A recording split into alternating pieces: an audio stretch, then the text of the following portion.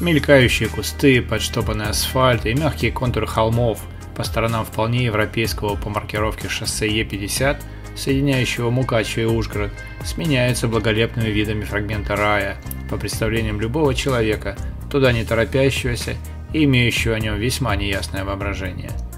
Место это имеет на первый взгляд странное название Деренивска-Купель и находится в месте, про которое не сразу и подумаешь, что оно тут может находиться, потому что вполне заурядное ответвление дороги не дает ни малейшего намека на то, что находится в ее конце, заканчивающимся тупиком.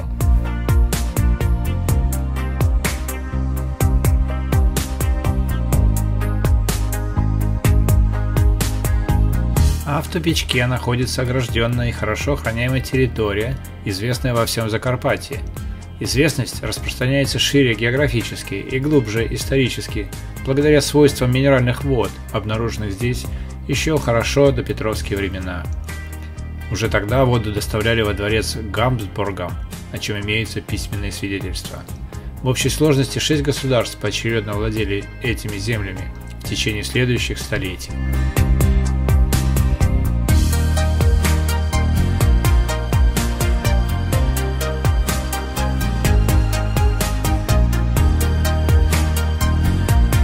Перед Первой мировой здесь был известный австро-венгерский курорт, где всякая немчура днем пила минералку, а вечерами вино, выкуренное жителями села Нижняя Солотвина. Традиции виноделия здесь были вполне сформировавшимися к тому времени, а благодаря труду плененных в результате войны наследников Римской империи, которых угнетали венгерские магнаты, местность цивилизовали постройкой каменной дороги, имения, винного дома и многочисленных погребов для хранения вина. Так курорт и село не то жили вплоть до начала мировой войны, окончание которой сильно все изменило и не только для венгерских магнатов.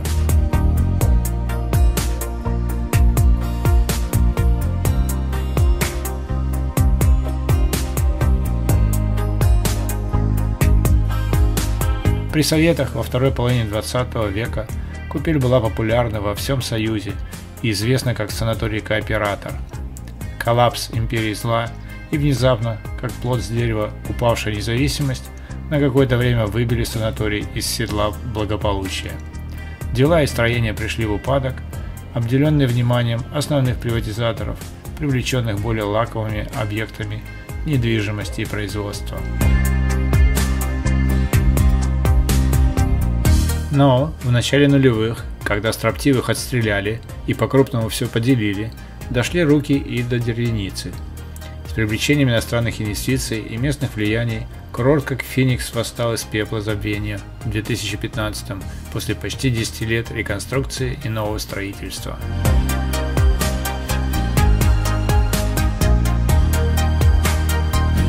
Купель в переводе на современный означает «корыто» и представляет из себя зажатую между не столь уж высоких гор долину, в которой находится весь этот шик из комбинации архитектурно-привлекательных сооружений и редкого по тщательности деталей и ухоженности ландшафта со всем многообразием навороченной на нем ботаники.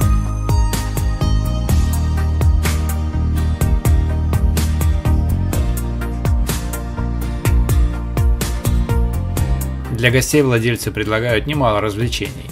Здесь расположены аквазона с бассейнами, спа-комплекс, теннисный корт, мини-гольф, пассаж для проведения масштабных культурно-массовых мероприятий, двухуровневый паркинг и недавно сооруженная по настоянию Пэрис Хилтон вертолетная площадка. Была тут популярная инсинуация пару лет назад, что наследница Хилтонов задумала выкупить курорт, о чем сообщалось в местной и даже болгарской печати.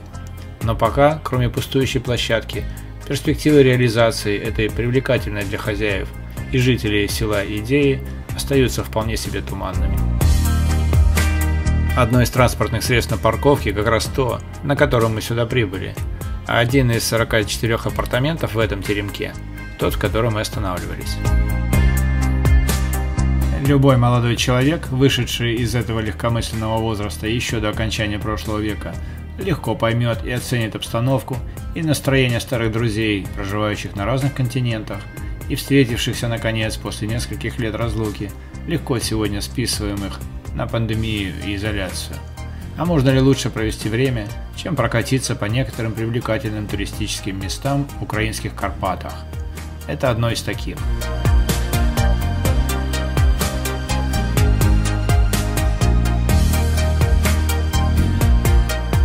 По территории этот комплекс, конечно, уступает знаменитому Межигорью, известному как резиденция Януковича под Киевом, но в первую очередь именно его идейно и напоминает. Можно еще как-то притянуть в памяти Бельведер, но скорее стоит вспомнить Карлсбад, в первую очередь потому, что там тоже есть минеральные источники. Деренивская купель – это термокурорт. Полуоткрытый бассейн, расположившийся в спа-комплексе, наполнен термальной лечебной водой Закарпатская-2. Она добывается с глубины 640 метров, где ее температура достигает 45 градусов, и содержит жизненно важные элементы, среди которых бор и кремний. Эта вода целебно влияет на подорванные нездоровым образом жизни организма ветеранов и жертв эпохи IT-революции, а расстройство нервной системы стабилизируется созерцанием растительности, собранной в дендропарке и насчитывающей более 5000 уникальных сортов редких растений со всего мира. Любопытно, что название «Кооператор», оставшееся с советских времен, все еще значится на указателе при съезде с трассы. Не менее интересно и то, что сегодняшний владелец, легко определяемый с помощью интернета, является меценатом и академиком Национальной академии искусств. Творческое начало в нем успешно совмещается с предпринимательским, судя по тому, что в фискальных органах за ним числится заводик, пара сельскохозяйственных ферм, санаториев, предприятий розлива минеральных вод и других владений. Их общее количество, равное 13, по всей видимости, не делает хозяина несчастным.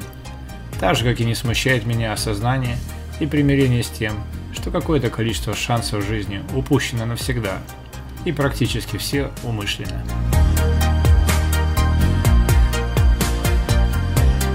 Но не шанс побывать здесь, погулять, полетать над этим оазисом, символизирующим благополучие и встроенность в жизнь всех сюда входящих, вернее въезжающих.